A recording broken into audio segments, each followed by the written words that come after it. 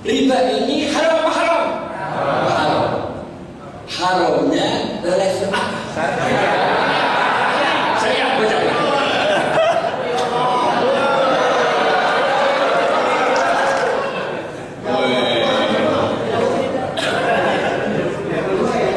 Duduk belakang aja bisa ya.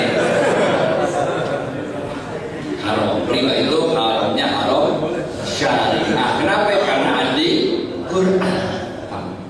Riba ada 3 jenis. Nah, ini mulai susah dikit. Soalnya tiga ngerti nggak mau juga dah. Di UI ini 1 semester ini kan. Riba jenis pertama adalah riba yang timbul akibat pinjam meminjam. Rumusnya dalam Islam. Kalau ente minjemin duit 50.000, maka dibagi menjadi 2. Posisi ente yang minjemin duit atau yang dipinjemin duit. Anda itu sebagai lender atau sebagai borrower. Kalau Anda itu sebagai lender, orang yang meminjamkan duit, 3 hal haram. Oke? Yang pertama haram. Tidak boleh kita itu minjemin duit 50.000, minta bayar 100.000. Haram. Ini yang pertama. Nggak boleh minjemin duit 50.000, minta bayarnya dilebihin. Nggak boleh. Haram. Yang kedua, minjemin 50.000, dia jangan ngomong, dia nggak minta pindah, dia diem aja, diem. Tapi yang dipinjemin ngomong, Pak Hadi, makasih banyak ya. Ntar saya lunasin cepet. Haram juga. Ngerti kan? Yang pertama dia yang minta, yang kedua dia kagak minta. Tapi yang dipinjemin duit janjiin bayar lebih. Haram juga. Oke, masih ngerti ya? Yang ketiga, dia minjemin duit 50.000.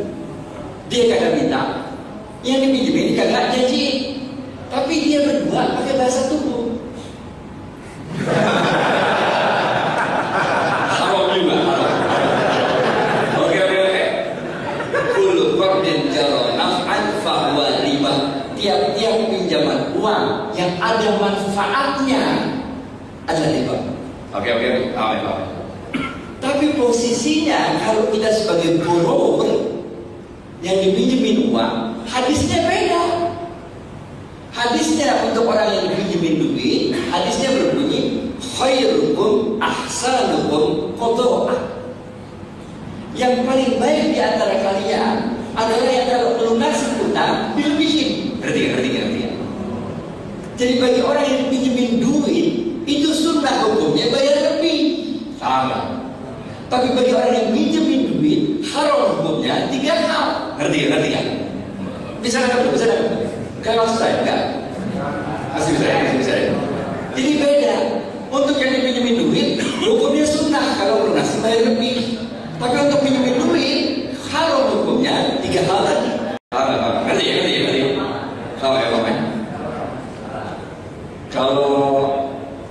Kalau gini boleh kan? Saya pinjemin duit di 50.000, saya nggak minta. Dia juga nggak janji, nggak pakai bahasa tubuh, tapi kita bilang ini, ingat sunnahnya.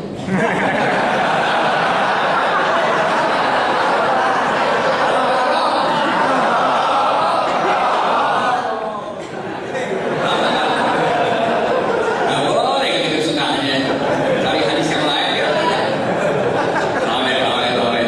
Oke. Itu riba jenis pertama. Riba jenis pertama ini di dalam dunia kontemporer muncul dalam bentuk bunga kredit, muncul dalam bentuk bunga simpanan. Oke, siap ya? Selesai. Riba jenis kedua. Riba jenis kedua itu muncul akibat pertukaran barang yang sejenis, tapi tidak memenuhi 3 kriteria. Rasul mengatakan kalau pertukaran barang sejenis harus memenuhi 3 kriteria. Yang pertama sawa'an bisawa'in, mislan bimislin, dan harus kuantitasnya sama, kualitasnya sama, dan diserahkan pada waktu yang sama. Apabila tukar-menukar barang sejenis tapi tidak memenuhi kriteria 3 ini, maka dia disebut riba. Paham nggak? Agak susah dikit. Kasih contoh biar gampang. Menjelang lebaran. Menjelang lebaran itu banyak orang nukerin duit receh. Duit 100.000 ditukerin sama gocap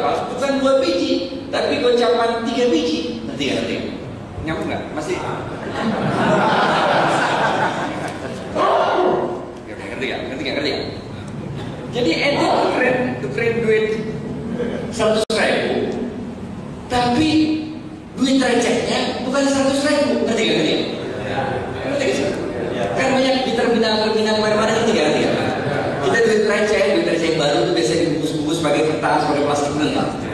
Nah ini yang kita sebut dengan riba fadl. Ngerti gak? Jadi pertukaran barang yang sejenis, tapi nggak mungkin diganti-ganti. Kalau tukar jual tukar tambah handphone, halal apa haram? Halal, karena nggak sejenis, men, benar kan? Paham? Dia ini cuma kalau barang sejenis doang, yang nggak bisa dibedakan secara kasat mata. Beras bisa dibedakan secara kasat mata kan? Nggak bisa. Coba aja ke pasar coba. Ini ada tulisan beras seliter 10.000, seliter 15.000. Coba aja bisa pindah-pindahin coba. Kalau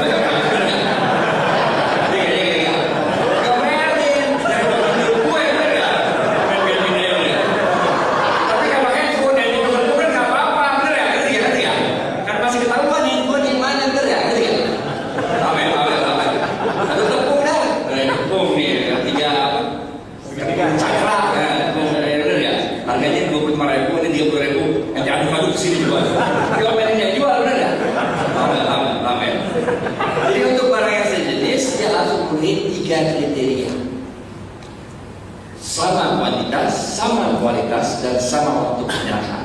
Contoh kontemporer,nya adalah tukar duit recehan di di terminal-terminal menjelang lebaran di Pondok Indah sepanjang jalan ada tukang jualan, itu nggak boleh.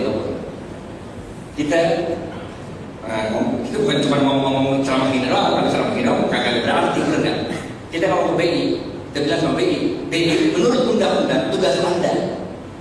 Jadi Anda kerjasama sama bank-bank, sediain mobil kas di mana-mana tempat supaya orang berduit, bener nggak?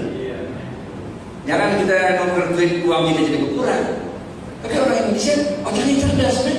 Ya ditukerin di situ, habis itu dia jual. Orang Indonesia. Iya, kemarin udah dapat uang dari toko, ada katanya udah lewat lah, umur 3 tahun, aman. Riba jenis ketiga, terakhir. Riba jenis ketiga adalah disebut riba jahiliyah. Yang pertama tadi ingat riba apa? Riba nasi'ah, karena pinjam meminjam. Yang kedua riba fadl, karena pertukaran. Yang ketiga riba jahiliyah. Riba jahiliyah itu kayak apa modelnya? Orang Arab itu kerjaannya dagang, oke? Dia jualan onta. Tahu-tahu ada orang mau beli onta, ente punya onta yang 1 tahun enggak? Dia nggak punya, men. Tapi kalau orang jualan masa kita nggak punya? Ntar orang nggak datang lagi ke toko kita, nggak bener. Jadi orang mau ada nggak ada, kita bilang ada. Cocok harga Anda ambil ontanya di kandang, bener. Tapi dia nggak punya kandang, karena inventory stok mahal. Biar onta repot, bener ya? Mesti kasih minum, bener ya? Apa yang dia lakuin? Dia pinjam dari pedagang lain. Salah nggak? Lu punya onta 1 tahun nggak? Ada sini, gue pinjam dulu dah. 4 bulan lagi gue balikin. Ngerti gak? Onta yang dia pinjam itu bukan untuk dia naikin, tapi untuk dia jual. Salah nggak? Ntar 4 bulan lagi ketika jatuh tempo, dia cari lagi tuh onta yang 1 tahun dari pedagang yang lain lagi untuk balikin ke pedagang yang dia pinjam. Ngerti gak? Nah, pedagang yang dia pinjam waktu dibalikin onta 1 tahun, pas belum ada yang mau beli. Ngerti gak? Dia nggak mau dong miara. Saya bukan peternak onta, saya turun jual onta. Ngapain lu miara onta lu? Ngerepot-repotin miara, bener gak? Jadi dia bilang, udah nggak usah balikin sekarang dah. Pegang aja ontanya sama dah. Ntar balikin gue kasih dia, gue dapat 4 bulan lagi aja. Tapi lu balikin pakai onta yang umur 2 tahun deh. Ngerti. Dikasih tempo, tapi dia harus balikin dengan onta yang nilainya lebih mahal, yaitu onta 2 tahun. Ngerti kan? Ini yang namanya riba jahiliyah. Kalau masih penting. Jadi ente belum mesti jatuh tempo bayarnya. Dikasih kelonggaran bayar lagi, udah ntar aja bayarnya. Tapi karena dikasih kelonggaran bayar ini, ente ditambahin bayarannya. Tambahan bayaran itu namanya riba. Riba apa? Riba jahiliyah. Contoh kontemporernya kayak apa? Kartu kredit. Ente belanja